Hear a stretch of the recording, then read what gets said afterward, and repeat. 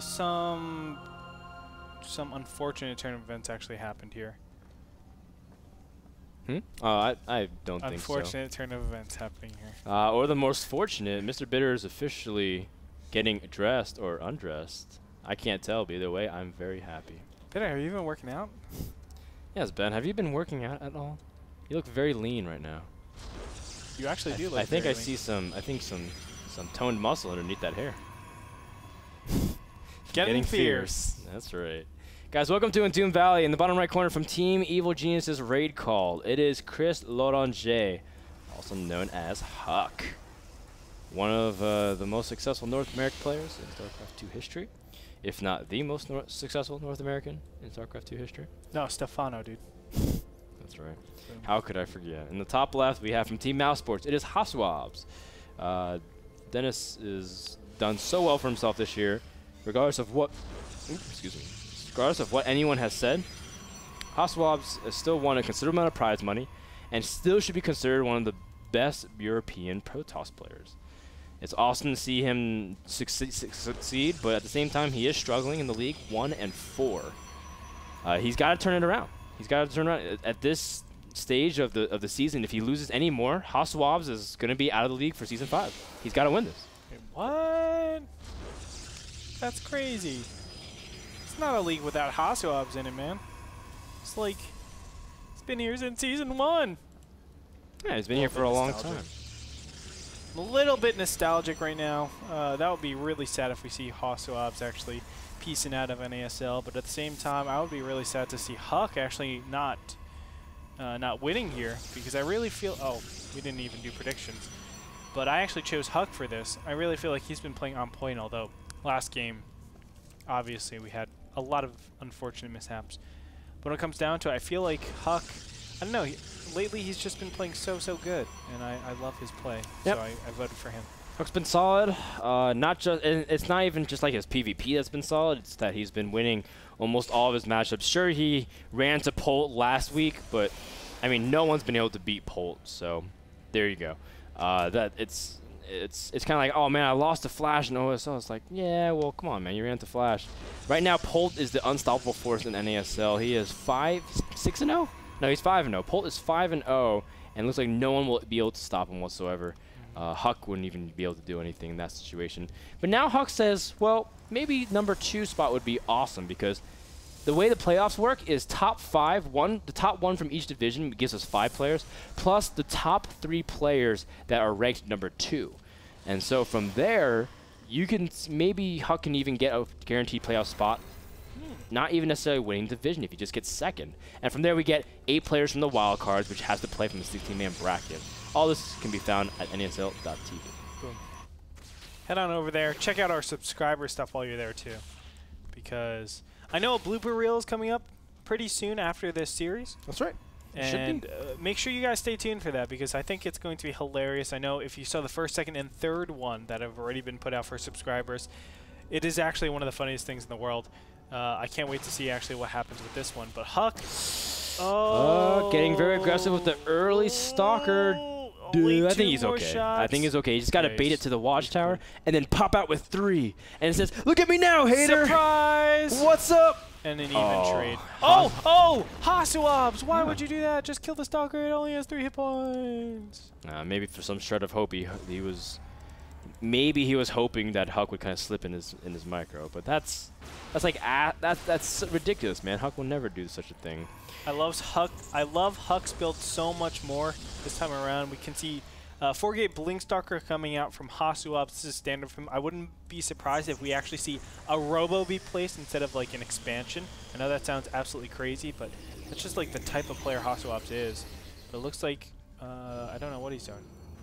Nope, he's doing Stalker aggression. Yeah, just really keeping his opponent at bay, although now Hasuobs has a lot of Stalkers and Huck saw no expansion, which obviously means he has to be more defensive. Needs to squeeze out a quick Immortal of some sort if he wants to hold off this Blink aggression. Now, Entombed Valley is a little bit of a tricky map for Blink, Andre, because there's very, very small entrances to the main base because it's very well protected, and their high ground is, especially double high ground, makes it very, very strong for defender's advantage. Yeah, that's why it feels so weird for Hasuobs to actually be choosing this build of all builds. I really feel like this is the kind of toughest build to actually go and be successful, especially given the situation of cross positions. Cross positions obviously a lot harder to actually get across map, and you kind of showcased your hand really, really obviously. And with a single Immortal, I know it sounds weird, but this single Immortal should be able to keep everything fine. Like, I don't see a way that Hasuobs actually breaks this, because there's going to be a second Immortal that pops up pretty soon. And when that second Immortal pops up, it just means like your Hasuobs, your window of opportunity is closing so fast. This 2-gate expansion from Huck is very effective in terms of getting his economy. He has very nice windows to just be able to buy more time for the Immortal.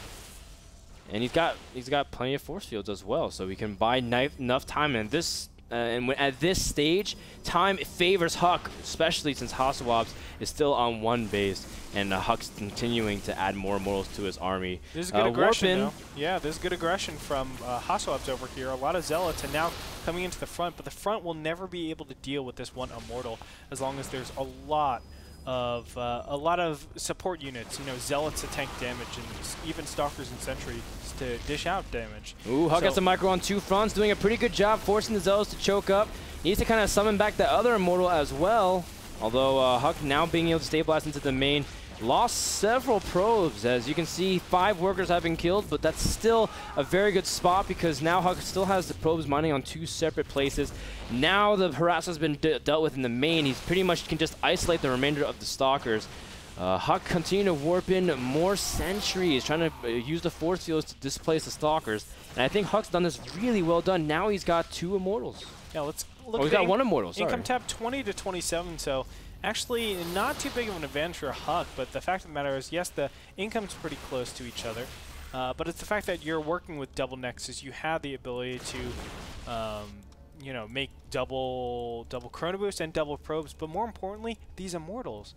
You can't actually undervalue these Immortals. It's actually so powerful. If you get up to like 4 Immortals, I don't care how many Blinkstalkers you have, off of 1 base, you're going to lose a substantial amount. Yeah. And potentially, what Huck could do is just go for a base trade. Just make a lot of Immortals, make a lot of gateway units, and just go attack. Send all your probes even after you witness the counterattack, knowing that you just have a better standing army with those Immortals.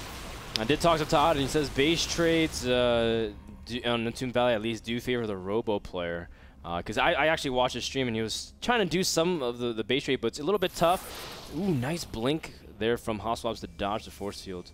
But generally speaking, there's not that many places for Blink players to go into the base to trade. You can see that there's a little spot where maybe the pylon can warp in, you can kind of blink in, but it's tough because that's the only place you have to really defend. And if Huck's able to build up that Immortal count, it's just really tough to confront. Especially 3 Immortals almost basically take the Stalker into critical, and then a couple Stalkers can just pick it off. So yeah. I think Huck's just sitting in the awesome spot. Hasuobs' expansion has finished, and he is just barely behind in workers, but it's the idea that Huck's ahead in gas. He's got his tech developed, and he is really safe, although he does have a huge amount of sentries. Hey man, that's fine. Sentries are actually really good when your opponents are just so far away from Colossus or Archons. Actually, he's not that far away from Archons, so I take that back. I know he got the Temple Archons. There it is. But still, I mean, Colossus I think are a lot better because the Archons don't really puppy guard the Stalkers.